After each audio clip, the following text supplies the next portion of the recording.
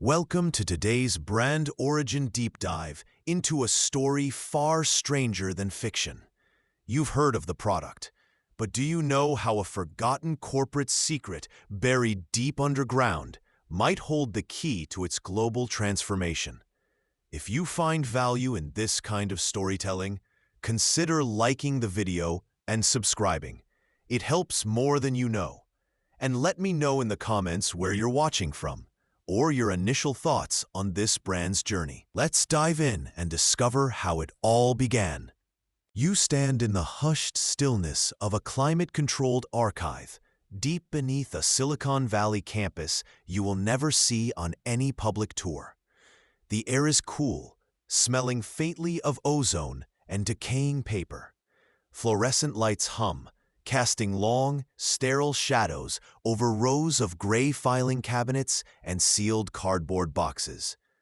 This isn't where they keep the glossy press releases or the triumphant product prototypes celebrated in company museums. This is the repository of the forgotten, the discarded, the strategically erased, the intellectual property that whispered secrets too loud for the official narrative. Your fingers brush against a label on a box, the ink faded but legible. Project Nightingale, Sundar's Attic. Inside, beneath layers of protective foam and yellowed technical manuals, lies something small, mechanical, humming almost imperceptibly in the quiet. It's an early, unreleased device, predating their most famous successes. Its casing etched with symbols you don't recognize. A strange character repeated, almost like an instruction manual for a ghost. You feel a prickle of unease. The official story of Google's evolution, of its transformation into the vast conglomerate called Alphabet, is known globally. But the real reason, the core imperative that necessitated such a fundamental shift, it's buried here, whispered by the forgotten artifacts, waiting for you to listen. You open the box further, the humming intensifying. Building on that initial spark and the foundational belief in organizing the world's information, you witness the brand's first true explosion.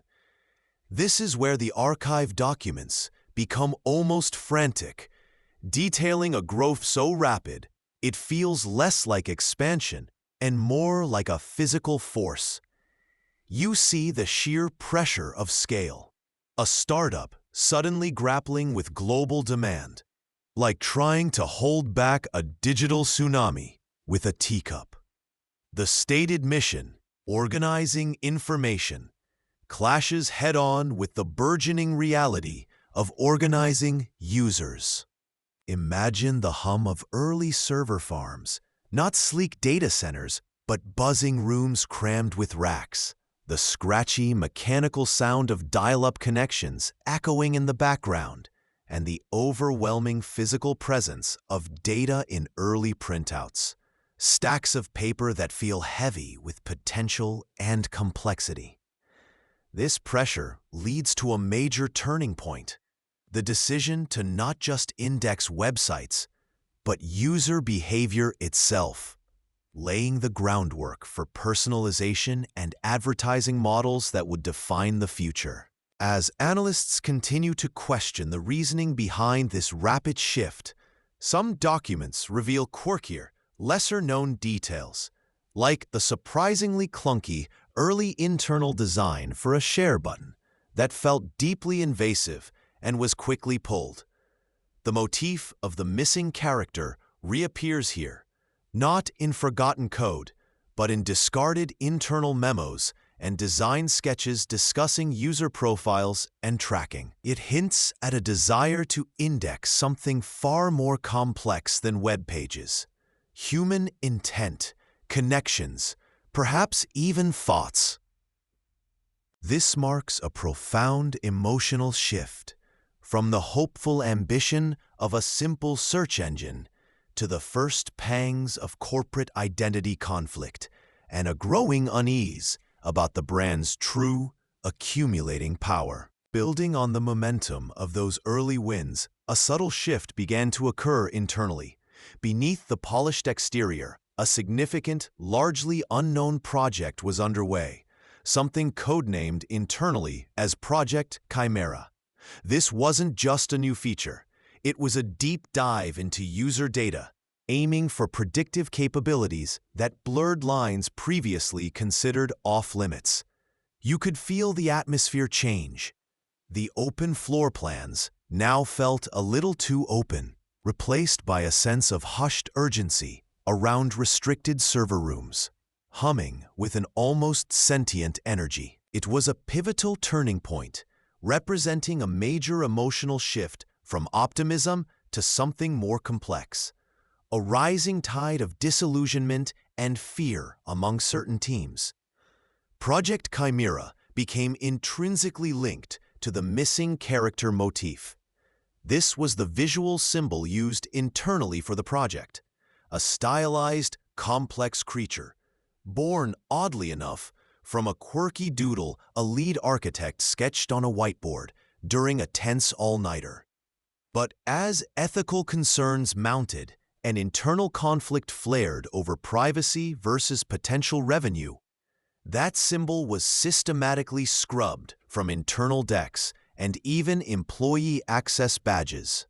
Its absence from public view and internal documentation became a silent testament to the project's true, controversial nature being hidden away.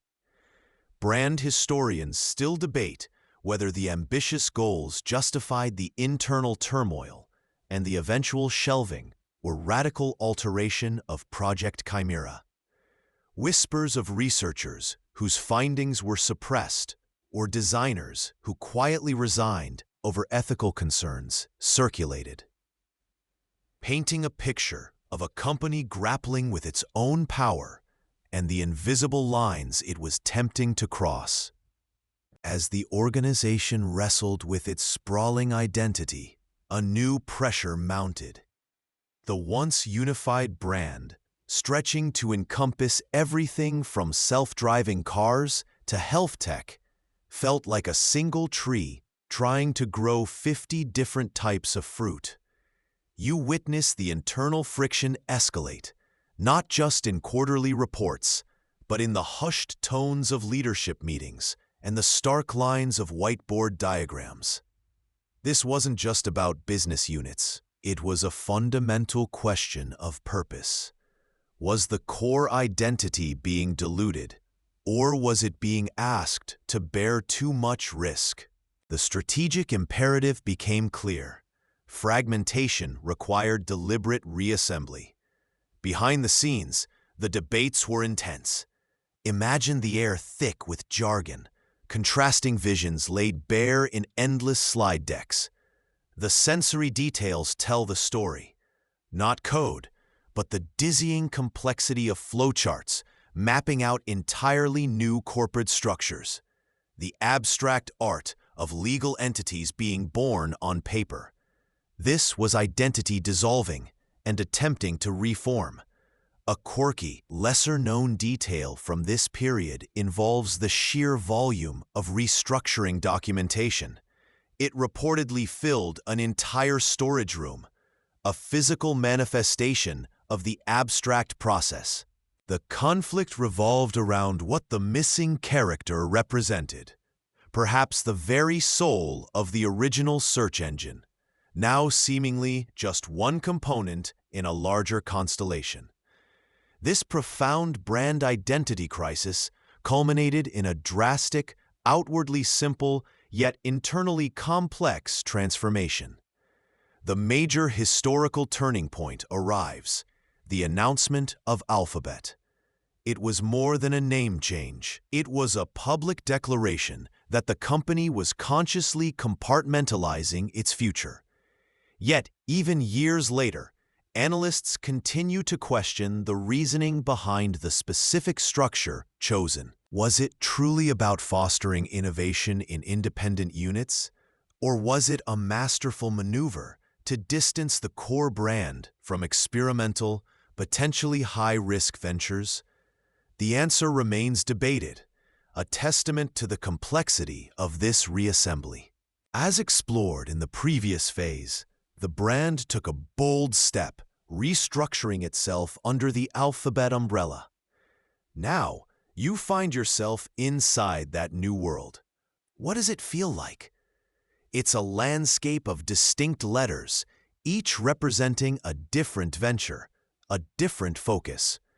On one hand, there was the promise of transparency, clearly defined lines of business.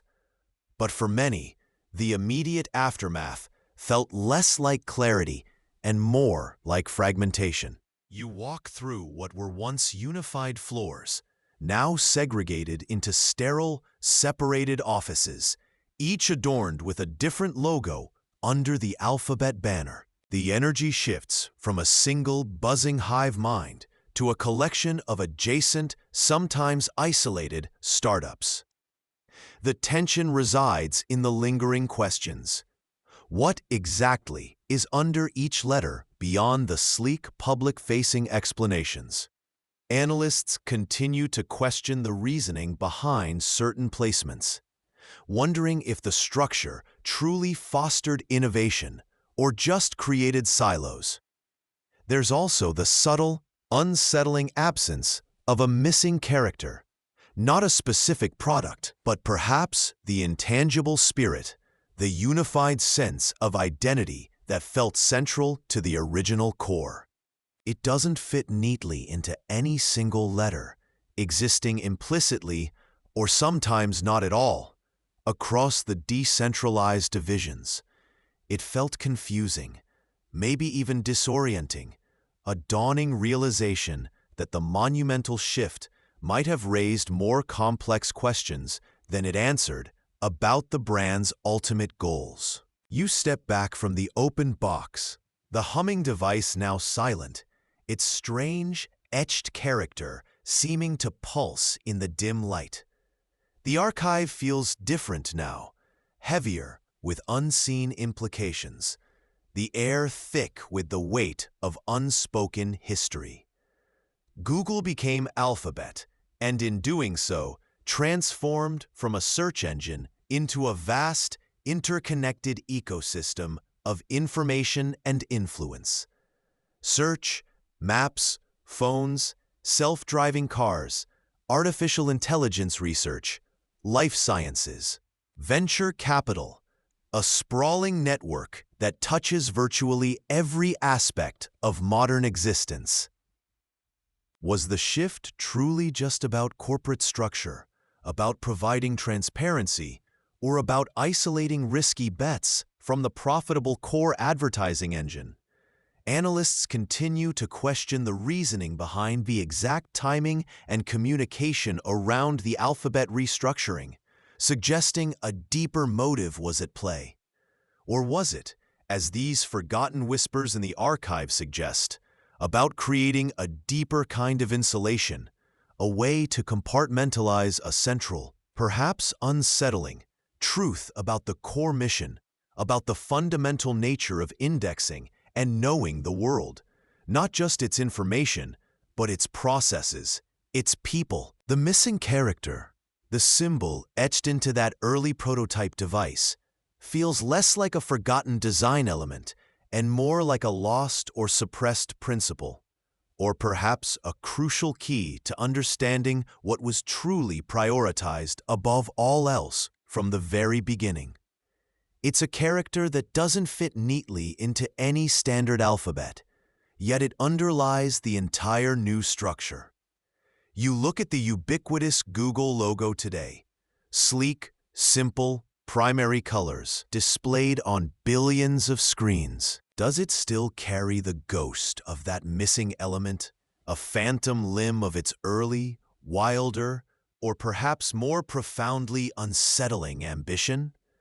Alphabet continues to grow, to learn, to connect the dots across its disparate ventures, weaving a tapestry of data and technology across the globe. But the question remains, hanging in the quiet air of the archive. What exactly is it learning? And what or who Is it truly indexing? Now that its reach extends far beyond simple web pages into the very fabric of our lives, the dust motes dance in the archive light, settling gently back onto the boxes of discarded secrets, each one a potential chapter in a story untold. The transformation is complete. The name changed, but the core mystery persists. The story isn't over. It's just been rebranded, its deepest implications hidden in plain sight, scattered across a vast, new alphabet waiting to be deciphered. And so, the archive whispers its final secrets, leaving you to piece together the legacy. The journey of this brand, from a cluttered garage to a global empire, reveals a remarkable capacity for innovation, certainly. But it also highlights the accelerating pace at which technology intertwines with our lives, becoming not just a tool, but a pervasive presence. We've seen the key takeaways: the critical role of intuitive design, the power of data at scale, and the constant tension between convenience and privacy.